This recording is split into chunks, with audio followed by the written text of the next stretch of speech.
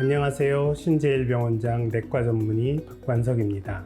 대장 내시경 검사를 받다 보면 흔히 발견되는 것이 용종인데 오늘은 이 용종과 대장암과의 관계에 대해서 설명드릴까 합니다.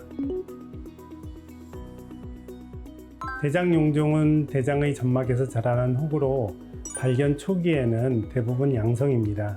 하지만 그중 일부는 시간이 지나면 암으로 진행할 수 있는데 특히 선종성 용종은 대장암의 전 단계인 전암성 병변이기 때문에 발견 즉시 제거해야 합니다. 단 대장 내시경 검사 시 육안으로는 작은 초기암이나 선종과 양성 용종을 구분하기 어렵기 때문에 보통 용종이 발견된다면 일단 제거한 후 조직 검사를 통해 확인하는 절차를 거치는 것이 원칙입니다.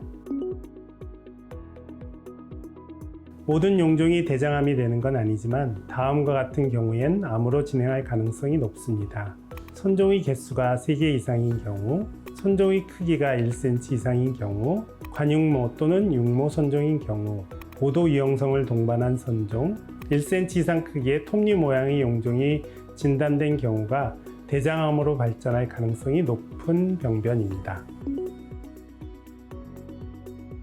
대장 용종의 경우엔 대부분 증상이 없고 대장 내시경 검사로 우연히 발견되는 경우가 더 많습니다. 다만 용종의 크기가 큰 경우에는 대장암의 증상과 유사한 증상을 보이기도 합니다. 대장암이라도 초기엔 대부분 특별한 증세가 없습니다. 이 때문에 조용한 암이라고도 불립니다. 하지만 암이 진행함에 따라 설사와 변비가 반복되는 배변 습관의 변화라든가 혈변 또는 흑색변, 복통, 체중 감소, 빈혈 등의 증상이 나타날 수 있습니다. 하지만 이런 증상은 암이 말기로 진행할 때까지도 나타나지 않을 수 있어 증상에 의존하기보다는 정기 검진이 중요합니다. 일반적으로 만 50세 이상이면 5년 주기로 검사를 권고하고 있습니다. 하지만 최근에는 40대 이하의 젊은 나이에도 용종이 발견된 사례가 많아지고 있고 가족 중 대장암 환자가 있는 경우라든가 과거 용종을 제거한 이력이 있는 경우 혈변, 복통, 배변 습관의 변화 등의 증세가 있는 경우엔 40대 이전이라도 조기 검사가 필요합니다. 분별 잔열 검사는 대변에서 혈액 성분이 나오는지를 확인하는 검사로 비용이 저렴하고 간편하지만 정확도가 많이 떨어지는 단점이 있습니다. 특히 용종이나 암에서 출혈이 없는 경우엔 이상 없음이란 결과가 나올 수 있는데 그렇다고 대장암이나 용종이 없다는 뜻은 아닙니다. 그렇기 때문에 결국 정확도와 예방 효과 면에서 대장 내시경 검사가 가장 우수한 검사입니다. 대부분의 대장 용종은 발견과 동시에 제거가 가능합니다. 용종의 형태, 크기 및 위치에 따라 핫바이옵시 포셉이나 고주파 및 저온 올가미를 이용해 제거하는데 용종의 크기가 큰 경우라도 분할 절제를 통해 제거할 수 있고 출혈이 있거나 점막이 벌어지는 합병증이 발생할 경우라도 클립을 이용해 처치할 수 있어 안전하게 시술을 받을 수 있습니다. 제거 후에는 조직 검사를 통해 악성이나 재발 가능성을 평가하게 됩니다.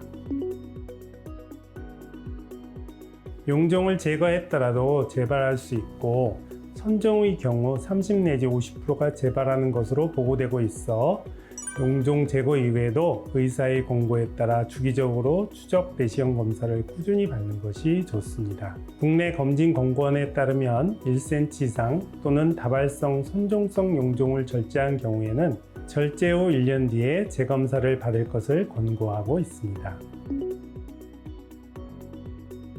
대장암은 예방이 가능한 몇 안 되는 암 중 하나입니다.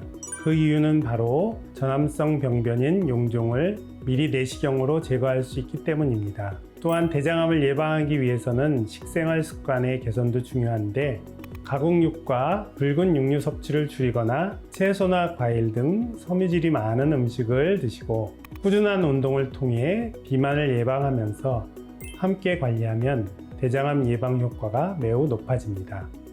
암은 무섭지만 조기에 발견하면 두렵지 않습니다. 특히 대장암은 내시경을 통해 직접 눈으로 조기 발견할 수 있고 전암병변인 용종을 제거해 완전한 예방도 가능한 유일한 암이기도 합니다. 따라서 내시경 검사 도중 용종이 발견된다면 단순한 이상 소견을 넘어서 미래의 암을 막을 수 있는 기회가 생긴 것입니다. 이 기회를 놓치지 않기 위해 정기적으로 대장 내시경 검사를 받으실 것을 당부드립니다. 지금까지 신제일병원장 내과 전문의 박관석이었습니다. 감사합니다.